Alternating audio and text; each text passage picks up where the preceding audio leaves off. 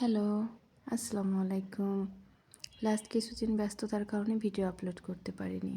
তো আজকে আপনাদের দেখাবো আমার সেই ব্যস্ততম দিনের ছোট্ট ছোট কিছু ক্লিপ।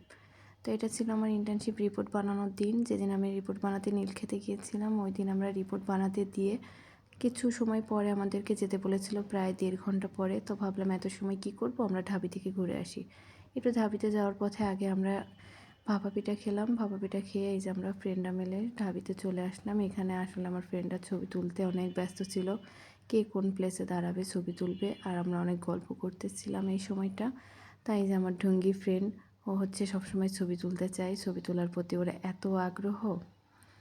তো আমরা রিপোর্ট বানিয়ে পরের দিন আমাদের অ্যাডভোকেটের সিগনেচার দরকার, যার কারণে আমরা রেডি হয়ে বেরিয়ে গেছি। তো আমি ফ্রেন্ডকে বলতেছিলাম আজকে আমাদের একটা ব্লগ করা উচিত, আমাদের এত ঐতিহাসিক দিন, এত স্ট্রাগল।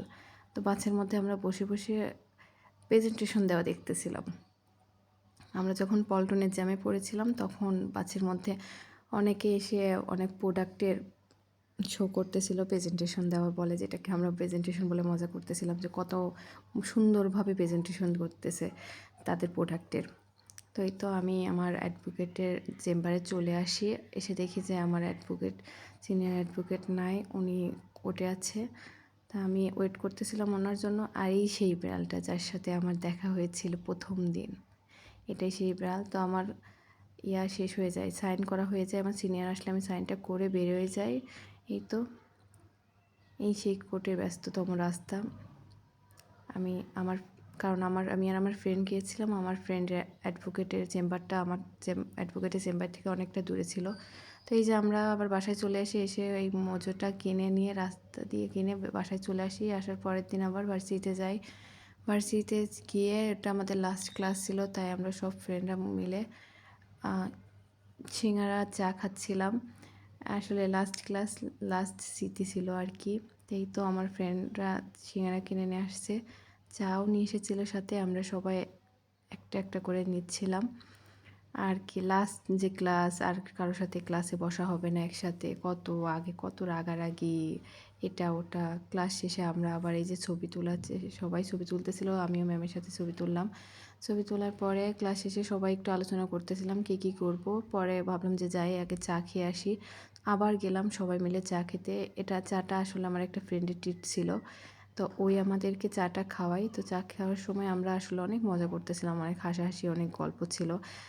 আমরা চা খাচ্ছিলাম আর সবাই মিলে অনেক গল্প করতেছিলাম। 4 বছরে আমরা কী করলাম, কোন ফ্রেন্ড কেমন ছিল সবার, আর কিছু কিছু মজার মুহূর্তগুলো আলোচনা করতেছিলাম। ওরা যে পরিমাণ মজা করে তা বলার মতো না। তো এই ফ্রেন্ডটা আমাদেরকে চা খাইয়েছে, যে সার্ভ করে দিচ্ছিল। তা আমরা এই যে মেয়েরা আসলে যেখানে যাব সেখানে ঢং করব, যে সবাই কাপ এক জায়গা করো, আমরা ছবি তুলবো, ভিডিও করব, তাই করতেছিলাম। তা এইখানে একটা কাহিনী হয়েছে। আমার একটা ফ্রেন্ড, যে আমাদের সবার কাছ থেকে যদি বলি যে দোস্ত আমি অসুস্থ, আমি আমার অ্যাসাইনমেন্টটা কমপ্লিট করতে পারিনি, তুই আমার অ্যাসাইনমেন্টটা কমপ্লিট করে দে, তো আমার ফ্রেন্ড বলবে যে হ্যাঁ করে দিব, টাকা দে। তো সবার কাছ থেকে টাকা দিয়ে কাজ করে। তো ওই এবার একটু বিপদে পড়ছে, কারণ আমাদের আরেকটা ফ্রেন্ডের কাছ থেকে ড্রাফটিংয়ের খাতা নিছে। তো ওই ফ্রেন্ড আবার বলছে যে আচ্ছা, ও যেহেতু সবার কাছ থেকে টাকা নেয়, ওর কাছ থেকেও তাহলে আমাদের টাকা নেওয়া উচিত। তো আমরা ওই ফ্রেন্ডটাকেই ফোন দিয়েছিলাম মজা করার জন্য, যে তুমি তো ড্রাফটিং নিয়েছো আমাদের কাছ থেকে, তাহলে ড্রাফটিংয়ের জন্য টাকা দাও আমাকে। তা আমাদের ওই ফ্রেন্ড তো অনেক চালাক, ওই শিখাই দিতেছে পাশে আরেকজন, যে এইভাবে বলো এইভাবে বলো। তা এইভাবে ওকে কনভিন্স করা হচ্ছিল যে তুমি খাতার পিকচার নিয়েছো, ড্রাফটিং দেখে দেখে লিখেছো, তো তুমি আমাকে টাকা দাও। তো আমার ফ্রেন্ড কোনোভাবেই কনভিন্স হচ্ছিল না যে সে টাকা দিবে না। সে বলে আমি পরে কথা বলি, আমি ব্যস্ত আছি, এভাবে সে এড়াই যাওয়ার চেষ্টা করে। তো তারপর আমরা মজা করতেছিলাম, এদিকে আমরা তো মানে হাসি কোনোভাবেই কন্ট্রোল করতে পারতেছি না তাদের কথা শুনে। পরে মানে কোনোভাবে নিজেদেরকে কন্ট্রোল করি, কন্ট্রোল করার পরে আর যাই হোক সে ফোনটা কেটে দেয়, বলে যে আমরা পরে করবো, এই যে সবাই ভিডিও করতেছে, কারণ আমরা প্রুফটা রাখবো, পরে গ্রুপে আমরা এটা দিয়ে বলবো যে দেখ তোর কাছ থেকে আমরা এভাবে টাকা চেয়েছিলাম সবাই একসাথে বসে। আলহামদুলিল্লাহ ভালোই ভালো ইন্টার্নশিপের ভাইভাটা দিই। ভাইভা দেওয়ার পরে এই যে আমরা দুই বান্ধবী আবার সেই ঢং শুরু করছি। তো দুইজনে আসলে একটু ভিডিও করার চেষ্টা করতেছিলাম, ছবি তোলার চেষ্টা করতেছিলাম। আমার যে ফ্রেন্ড ছবি তুলে দিবে, ও আসতে একটু লেট করতেছিল, যার কারণে আমরা দুইজনেই যে ঢং করতেছিলাম।